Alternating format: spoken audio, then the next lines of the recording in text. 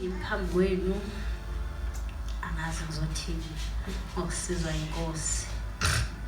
Kodwa ngizokusho bazalwane nize nje nezwe lithi okulalela kwesinye isikhathi ngizokukholwa ukuthi okuhlala enkosini kuhle, ukulinda kuhle bese wenza intando yakhe.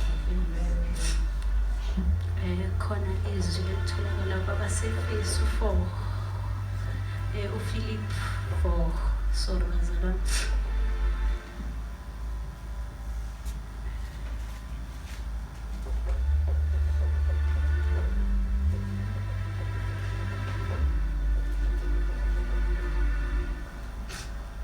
Philip chapter 4 verse 5. Ngifunda nje verse 5 lapho ikhuluma kanje ithi ukubekezela kwenu akwaziwe ngabantu bonke. Inkosi iseduze. Ningakhathazeki ngalutho. Kepha kukho konke izicelo zenu mazaziwe nguNkulunkulu ngokukhuleka nokuxosa kanye nokubonga. Bazalwane ngifunda lencwadi yangifundisa ukubekezela ukuthi usuhlalile walinda usuzinikelile waba umntwana kaNkulunkulu wakhetha yena ukuthi ubuswe nguye ziyakufika izimo lapha chapter 5 mayithi ukubekezela kwenu makwaziwe izizwe zonke okusho ukuthi zikhona izinto ezosithinta njengabazalwane ezofanele ibonwe yizwe. Kungesikho ukuthi mhlambe ngingathintwa umuntu emotionally ngoba lokho kusuke ukubona kuwami ngaphakathi. Lokho kuzobonwa yizwe. Kuvumeleni bazalwane ukuthinteka izwe libone ukuthi umzalwane uthintekile. Kuvumeleni bazalwane ukuhluleka. Kuvumeleni bazalwane ukuwa. Omunye uzothi wayisebenza kahle waphelelwa umsebenzi umzalwane onjani ongasebenzi. Njengoba singabazalwane izwe lisibuko liyasibuka. So kukho konke kuvumela ukuhluleka kuze kuzofezekisa leliyavisa ukuthi ukubekezela kwenu makwaziwe izizwe zonke zizobona kanjani izizwe singakubona ngokuqoba. Bese 2:6 ninxuse ningakhathazeki senibekezelekile kodwa sibekezele enkosini. Bekezela okokuqala bese ngithi ukulalela ukulinda.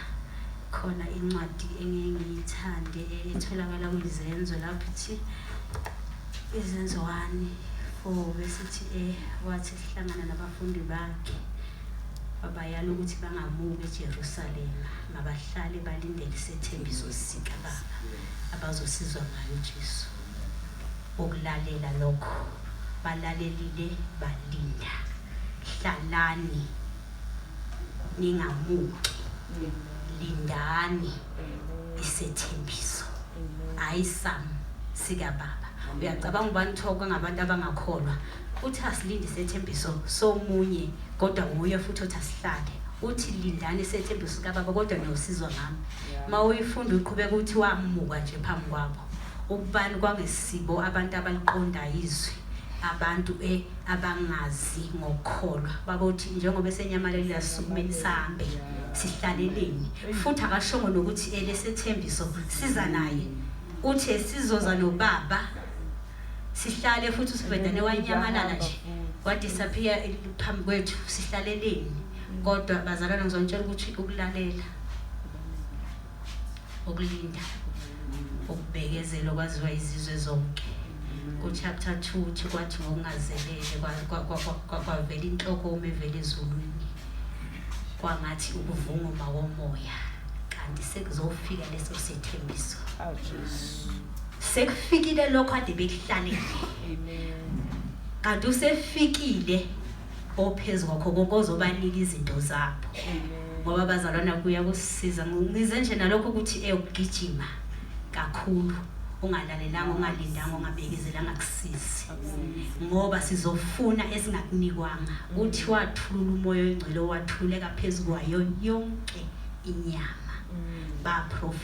Baprofeta bakhuluma ngendimi. So okubasizile ukuhlala ukulalela ukubekezela bathola izinto zabo, bazonqoba ngezinto zabo ngoba bazalwane abaphathi benkolo babekiwe kulishumayela izwe, abalindi babekiwe. Singafuni singakunikwanga, masihlale silinde, silalele, sibekezele. Haleluya.